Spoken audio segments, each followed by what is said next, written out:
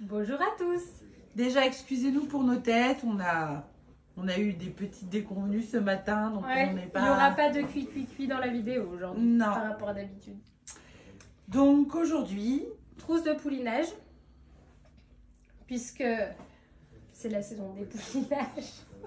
Et que normalement, il va y avoir un poulinage soit cette nuit, soit demain. Donc nous, on va checker, voir s'il ne manque rien pour si tout faire est bon. face.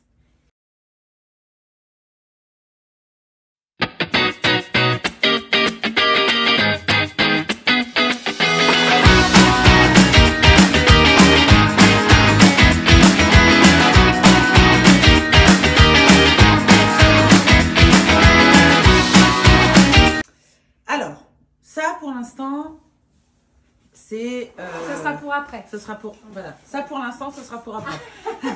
On va commencer par ça. Pour avant, le poulinage d'abord. Donc, le nécessaire pour tester les juments et savoir si le poulinage se rapproche, s'il est imminent. Donc, on en avait déjà un petit peu parlé, mais on a toute une collection de bandelettes de PH. bandes PH. Alors, quand on vous dit toute une collection, hein, c'est toute une collection, c'est-à-dire que il y a... On a tout testé. Ça sera pour après. Toc, voilà. Donc, ces bandelettes servent à tester le pH des sécrétions mammaires. Le pH baisse à l'approche du poulinage. Quelques jours avant, on va être autour de 7. Ça va baisser tranquillement vers 6,8, puis 6,4, voire 6,2 au moment du poulinage. Donc, le mieux, c'est d'avoir des couleurs franches. Des couleurs qui changent autour de ce qui nous intéresse. Par exemple, sur celui-là, on est dans les tons roses quand on est autour de 7, 6, 8. Et puis, on passe franchement vers le jaune orangé. Celui-ci aussi, il est pas mal. Parce qu'il y a ça baisse assez progressivement. Vous voyez que par exemple, sur celui-là, bon, ça permet de dégrossir, on va dire. Si on est vraiment dans les tons verts, on sait que c'est pas pour tout de suite. Par contre, c'est pas forcément évident de discriminer entre le vert kaki et le jaune, là. Lui, il est bien aussi, parce que c'est vraiment jaune quand on est à 6,2. Donc vraiment, il faut que vous ayez des bandelettes PH qui soient assez franches, moi je trouve, au niveau de la... Peu importe la marque après, mais voilà, ça va être ça.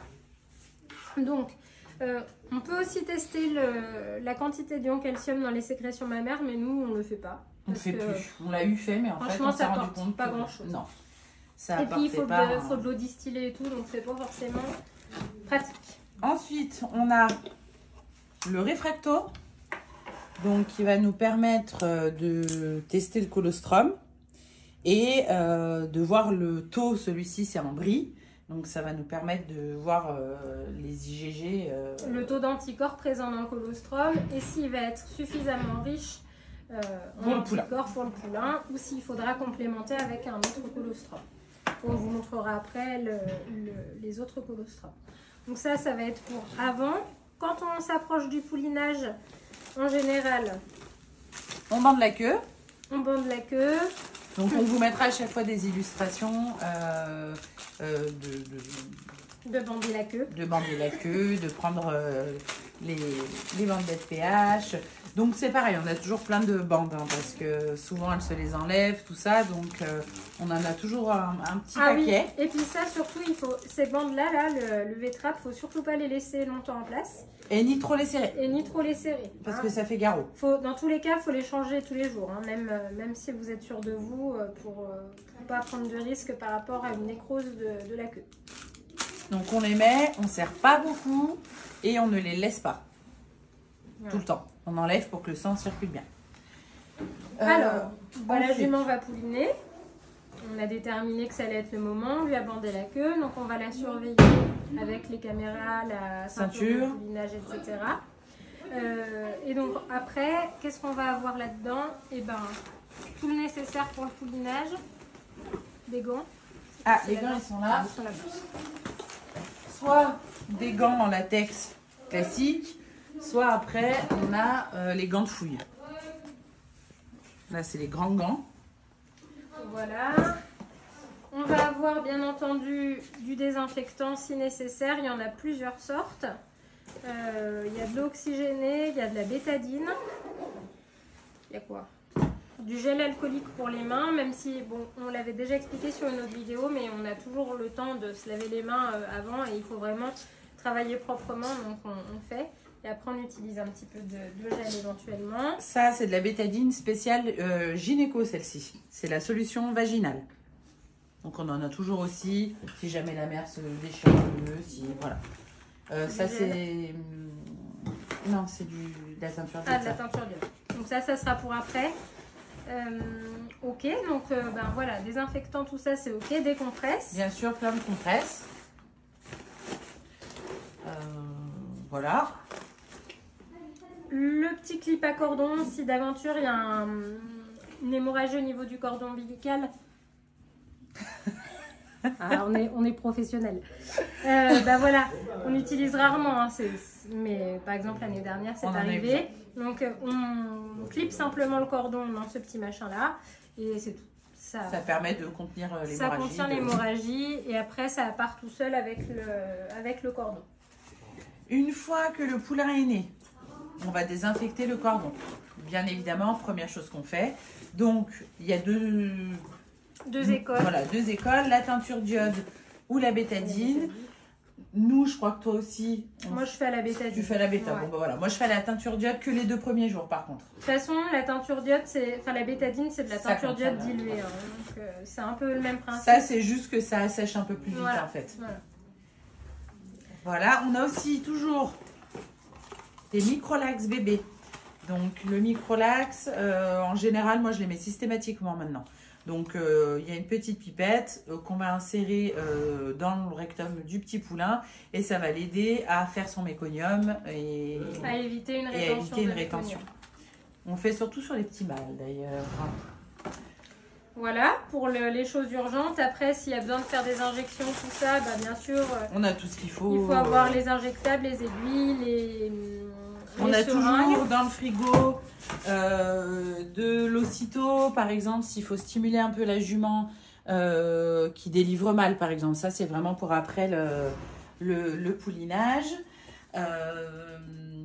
Un peu de calmagine si toutefois la jument présentait des signes d'inconfort. De l'immunofol qui est un colostrum de substitution si jamais le colostrum de la mère n'était pas suffisamment bon. Voilà, et puis après, voilà, bah, vous avez toutes les aiguilles, toutes les seringues, on a tout ce qu'il faut. Aussi qu'on peut faire avant et ou après, il y a ces petites poches qui servent pendant. Et ou pendant. Ces petites poches qui permettent de récupérer du colostrum sur les juments qui ont du colostrum de bonne qualité. Ça permet de le conserver et d'en avoir pour des poulains qui pourraient éventuellement en avoir besoin. Et puis on a toute une collection de biberons. Mais avec alors, des tétines différentes, voilà. Parce que pour certains, ça va être plus facile avec un certain modèle. C'est ça. Là, on a des tétines comme ça. Là, on a des tétines à veau. Alors, moi, j'ai pu constater que celle qui marchait le mieux sur les juments, enfin sur les poulains, c'était celle-ci.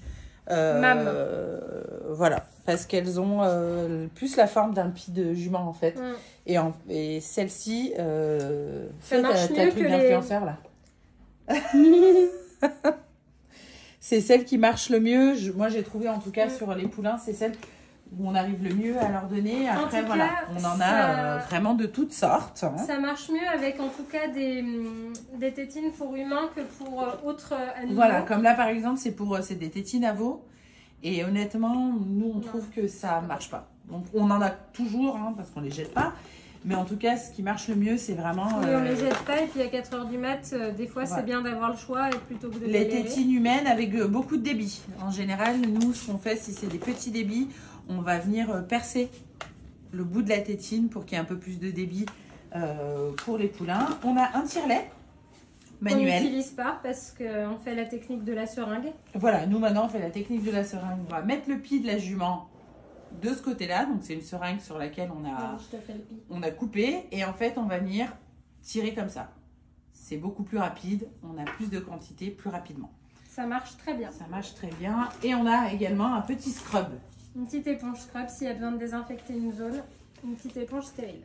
Là c'est un réfractomètre de secours, un deuxième réfractomètre de secours. Et ça c'est la boîte de la ceinture de poulinage qu'on laisse ici mais qui ne sert pas Bah, disons que ce qu'il y a là-dedans, c'est moins des choses de premier soin, quoi. C'est ce qu'on va venir, oui, prendre en... C'est pas, on n'est pas à 2 secondes près pour attraper ça. Donc voilà. Donc dans ce frigo, on vous a montré, on va avoir toutes les hormones disponibles. Voilà. Donc on a le dinolytique et l'alpha-bédyle qui sont des prostats.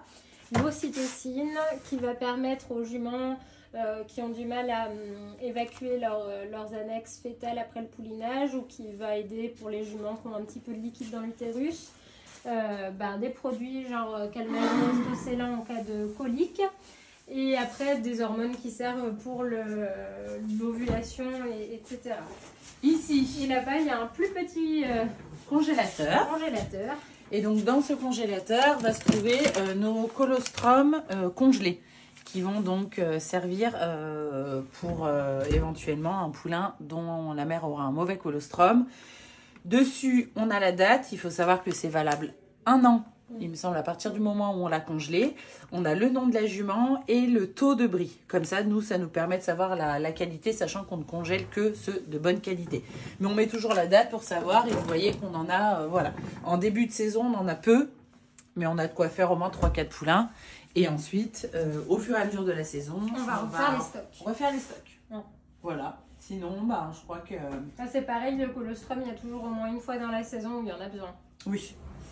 Ah oui. C'est important d'en avoir. Et puis, si jamais on n'en avait pas, ou que les dates n'étaient pas bonnes, etc., il y a l'immunofol. On a celui-ci, donc, qui est de substitution. Donc, nous, on préfère donner du vrai colostrum. Mais quand on n'en a pas, c'est toujours bon de savoir que ça existe de cette façon-là. Évidemment, on va avoir ici tout un stock de seringues, 2 ml, 10 ml, 20 ml. Et ici, on a nos stocks d'aiguilles, donc les aiguilles pour l'intramusculaire ou l'intraveineux et les aiguilles pour le sous-cutané ou l'intramusculaire aussi, si le produit n'est pas trop épais. Voilà. Voilà, donc grosso modo, pour la trousse de poulinage, c'est à peu près tout. Je crois. Donc, voilà, comme d'habitude, n'hésitez pas à mettre un pouce. Et à vous abonner. Et rendez-vous sur TikTok prochainement pour les premiers poulinages.